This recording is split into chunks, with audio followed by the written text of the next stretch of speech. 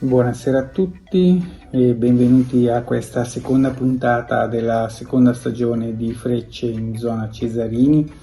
con me che sono sempre Luca, puntata che troverete online a breve nel canale YouTube di Frecce, gestito come sempre dalla bravissima Sara Arco e in versione podcast sulle varie piattaforme sempre di Frecce, sempre gestite dalla bravissima Sara. Seconda puntata, seconda partita di campionato dell'Unione, prima trasferta stagionale e portiamo a casa un punto che vale molto per come si era messa la partita. Diciamo che se dovessero costruire una statua fuori dallo stadio per Stankovic andrebbe costruita veramente enorme, molto grande, e sarebbe più che meritata, perché il nostro giovane portiere ci ha veramente salvato la partita, ci ha salvato almeno in 3 occasioni ghiottissime costruite nel secondo tempo verso il finale di partita da parte della Juve Stabia,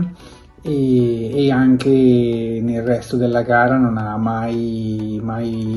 sbagliato nulla, ha giocato una partita perfetta. Soffriamo tanto la Juve Stabia nell'ultima partita giocata sabato sera a Castellammare, uno stadio difficile non solo perché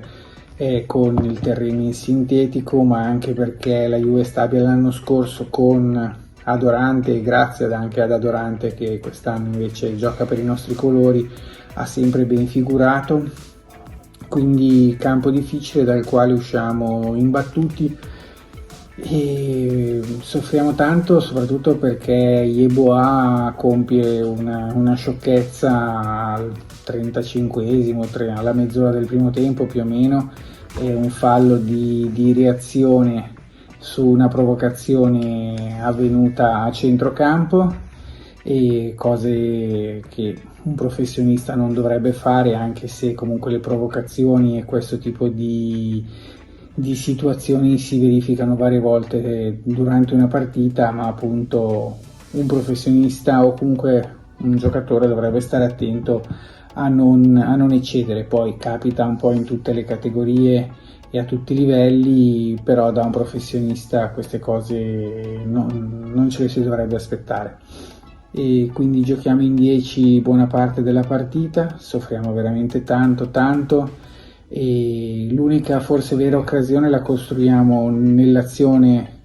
viziata poi dal fallo di reazione di Yeboah, dove un lancio lungo di Stankovic pesca Adorante, che con un grandissimo colpo di tacco mette Yeboah solo davanti al portiere. Yeboah però sbaglia, poi il gol sicuramente sarebbe stato annullato, perché Yeboah si libera appunto commettendo questa stupidata.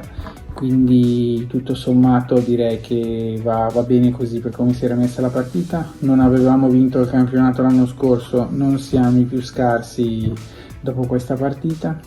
Abbiamo giocato 2 partite completamente diverse una dall'altra, con avversari tosti, come bene o male lo saranno un po' tutti in questo campionato di Serie B, che sarà sempre difficile e lungo, e quindi tutto sommato va bene così. Il mercato per fortuna si sta chiudendo, vedremo che ne sarà dell'Unione, quale sarà la rosa definitiva, e adesso c'è la pausa per le nazionali di 2 settimane più o meno, e noi torneremo a giocare il fine settimana non mi ricordo la data, comunque tra 2 fine settimana a Pescara,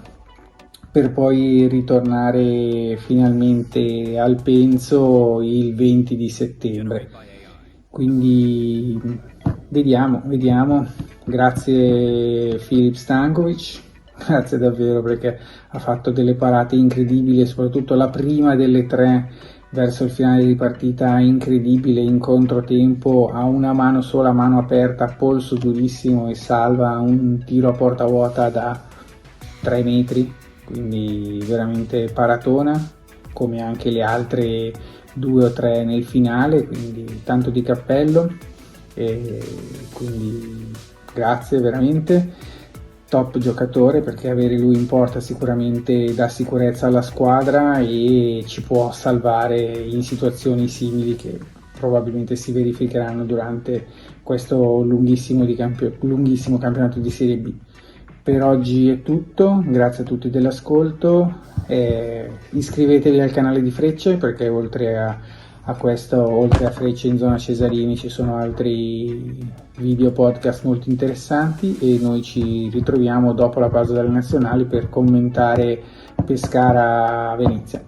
Grazie ancora e buona serata a tutti, ciao!